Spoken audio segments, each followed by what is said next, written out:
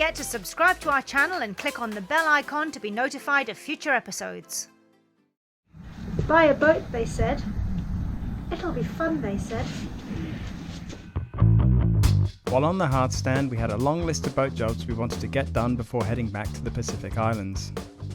We gave the engines a really good service, but decided to use the professionals for some of the more technical work. This meant I was able to get some good advice from Levi from Fountaine Marine Services on how to service our sail drives. Just locate it in there first, and you'll feel it. And when you turn it, you'll feel the whole stern drive like engaged. Yeah.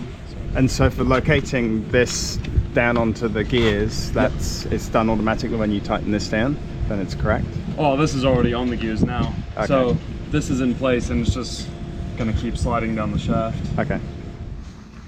Just rebuilding our prop, and this is all on now. So there's a double bolt that will go through in here. And now that that is on, we're going to be putting the folding props together. So they've actually numbered them. It should be fairly straightforward. You start at 1, put the pin in, and then 2, 3, and then it will all fold up. The pins go in here. These are the pins. Now that I've got one located, this will just go in here. And I'm going to put a whole lot of lanolin, lana coat. Just put it on the pin, and then put the pin in. These pins just slide in, and then this nut holds it all in place, but it seems to be doing what it should. Follow me. We're down in the starboard hull, and we're doing toilet jobs today. It smells already. I think it's our holding tank, which you've seen before in previous videos. I think our joke of ours stuff that's all leaking at the top here and down here. Take it from one that knows, leaky toilets are never a good thing. So the easiest fix was to replace the valves and hoses, then it was time to reconnect everything and check for leaks. The exciting news is that when that's done, we can put the bathroom back together. This is going back on. So that's one room we can tidy up, which is fantastic news. Really good. There's the captain in his favourite place, on his hands and knees, over the dunny. It doesn't look too bad actually. With one set of plumbing fixed, we thought it best to check the second guest toilet. This uses identical parts, and it turns out that these also needed replacing. It all gets clogged up, but the trouble with this is it leaches smell, because it's like really new ones, thin, cheap plastic. So I'm going to get new ones of these to keep the smell down. I think so here. It all permeates otherwise. So time to slap on those rubber gloves and get into it. Your face is a picture. Is that new mascara? Is it looking attractive? Yeah. Great. You're doing a great job, Joe. Yeah, it's a big boat, isn't it? Yeah. Our 3-year-old antifoul needed replacing. We were really happy with the paint we had used previously, but it wasn't available in New Zealand. We decided to use Hempel Globic paint, which could be applied directly on top of the old antifoul. This is a slightly harder and much slower acting ablative antifoul, but it would suit our cruising plans up through the Pacific much better. We were hoping that after a quick wet sand we could just slap the new stuff on over the course of the next couple of days. Once we started to sand the old surface, it was too flaky, which would mean the new paint may not attach as well as it should. The best option was to sand the hulls back even further, then apply a primer or barrier coat before painting the new antifoul on. This meant a 2-day job turned into 4 days of sanding, and then another 4 days applying the various top coats. Have I got the full glamour look? Yeah, you're looking good, honey. Am I getting the boiler fitting? You see that? Yeah, pretty hard to miss, actually. Tracks on a stick. It's how you roll. The end result was totally worth the extra time and effort, as we now have over 3 layers of antifoul that we hope will last us for at least the next 3 or 4 years. Very therapeutic. And also very glad that it's finished. Just working on the sail drive leg boots. These boots are aesthetic, so they stop barnacle growth through the hole that they've made in the hull. So they just sort of tuck in hard against the leg. It's a convenience really. There's people that don't use these at all. They're noted for being really hard to glue. This leading edge was starting to come away, so I was speaking to Patrick on the boat next door to us, and he's mixed me up some 2-pot glue that is used on dinghies, so an epoxy contact adhesive. And I've just done this top corner. It's stuck really nicely. Looks like it's done a really nice job. So we'll see how this goes, and that should keep us in boots for a little while. Having done a full service on our sail drives, we also serviced the heat exchangers on our main engines. It turns out that our 2-year-old exhaust elbows had pitting and holes in them, a fairly common problem in Volvo engines. Time to order some boat bling. I remember the days when we used to get packages and they used to have nice things in them. Now we get engine parts. Oh. Are you going to explain to us what it is? This is the same thing as this. So this is the Volvo piece that costs $450. Lasts less than a year, maybe 2 if you're lucky. And this is from a company on the Gold Coast who fabricate out of very shiny stainless steel, and we've heard by all accounts that it lasts a lot better, and it's $250. I will be moving this to spares and putting this onto the back of our engine. Next up, it was time to prepare and clean the props so that we could fit the sacrificial anodes. How's the sanding going, Jay? Yeah, it's kind of therapeutic. It's a little bit sore on the hands. But they've finished prop speeding the props, and they've got some aluminium antifoul on the sail drive legs.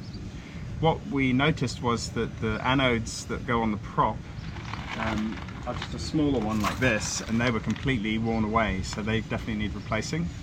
And that's because these have got a really nice clean connection between the prop and the anode.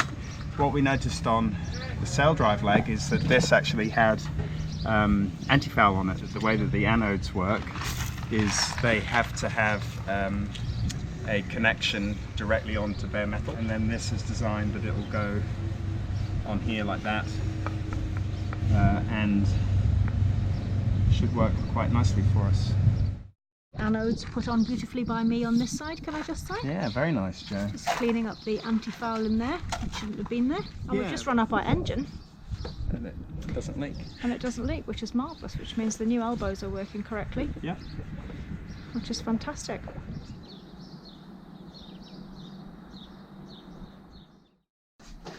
So today we are running a cable for this little sucker. Oh, we are ever so excited about it, aren't we? It's an anchor chain counter. The back is some pre-formed connectors, which they've kindly given us a breakout cable for. And I've just gone and got some tinned multi-core cable from the Sparky over the road. And we're going to run it from behind the helm here down. We've got the wall off down here, and while we're doing that, we're just going to punch a cable through. As usual, when we do a boat job, nothing is straightforward. So our hull is now upside down. We've got carnage everywhere, really, but that's boat life. More mess. Going great guns though. I've put a whole load of heat shrink stuff on these. Yeah, I'm going to solder these, and then I've got some heat shrink that I'll put over them as we go. And waterproof it all, and then this braid has got some leftover stuff that I can put on that'll just make it look new. We are mucking around in the anchor locker. Yeah, the previous owner put this cable in, which is a 1mm, just normal electrical cable that he's used to extend the remote. I need to wire that 2-core and this 3-core back into the controller under the couch. I've run a marine grade 5-core, and then I've got a nice junction box, and I'll be putting that all together with waterproof cable glands that will go through and then lock down nicely so that everything will be waterproof. So the work in the anchor locker is finished, and now we're just putting the template on. Of course, none of our instruments are straight to work from, so this is where the hole's going to come through. Okay, you're good, yeah. Cooey! There it is. Le hole for the anchor chain counter. Ta-da! Now the garment cover runs off. Oh, does it? Yeah. I think everything kind of runs off. Everything runs off. Yeah, you're right, it is actually. It is definitely crooked. It's, oh yeah, no, it's crooked. Yeah. Far out. Just hit it with a hammer. No, what? But it's on! Yay! Having installed all the new wires at the anchor locker and the helm, these all ran back to a junction box under the couch in the saloon. It should be a quick job to hook it all up, right? Let me just show you this wiring. He's just tied everything together with electrical tape. No crimps, and yeah, that's kind of what it looks like. So I'm going to rip all of it out because it's not good, and then just redo it all neatly, properly. I am going to the boat and I'm replacing all of our hatch seals, which basically involves pulling the other seals out, and then I'm going to clean up the frames with a bit of acetone, giving them a little bit of a sand, trying to make a key, and then I'm going to put the new seals in. So it should be a fairly straightforward procedure. I'm starting with our escape hatches. Put some contact adhesive in there, let it go off for a wee while, and upstairs on the table I have got the new seal ready to go in. Again, I'll put some contact adhesive onto that. I'll let that go off and then we'll pop that in, and hopefully Bob's your father's brother. It's forming a proper seal now. That's all good. Nice. Good job, Job's a good one. After such a good result on the first hatch, we then spent the rest of the day replacing all the other leaky window seals. After 2 years, we finally had no leaks coming in from our windows. A really good result. I'm working glamorous again today. I don't know how long it is. I'll just shout over the coffee machine how long it is since I actually wore fairly nice clothes, rather than, oh, they'll do another day, manky, dirty job clothes. When are we going back in the water? 3 days. How many more jobs have we got left to do? Yeah, every day's been busy, so we're frantically trying to get everything done before we go back in the water on Thursday, and we're running out of time, and the list just goes on and on, so some stuff will just have to be done when we're back in the water. We are getting some shorter legs made for our dining table so that we can drop it down and use it, probably mainly as a day bed. But I'm going to need a mattress of some sort, some foam for the top, so I'm busy making a template, and I've got no idea how to make a template, but I've kind of made it up. I've stuck bits of paper all over the top of the table, and I'm basically just going around the edge in pencil, and then I'm going to cut it out and take it to the foam place. So the idea is that this tabletop will drop down to the level of here, and then we can get an infill and use this as a great big day bed, or a bed when we're on passage. Sometimes it gets a bit lumpy down below, so it'd be nice to be able to have the opportunity to sleep up here. I think it is Thursday the 7th of February and we go back in the water this morning, whether we're ready or not. But we are desperately ready to go back into the water, but the boat's still an absolute tip. Speaking of weather. Speaking of weather, the weather is awful. We've had fantastic weather. Beautiful it's been, and this morning it's due to blow 35 to 40 knots and we go back in. Fortunately, we're not going far. Always a tense moment. Boatyard life is always busy and just a little bit intense, and after a month of boat jobs, we were more than ready to be back in the water. There are always more boat jobs to be done, but at least now we could take things at a more leisurely pace.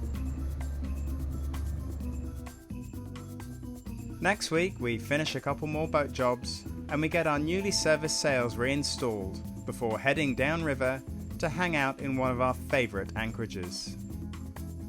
Bola! We are currently in Fiji and we are in the Lau group of islands.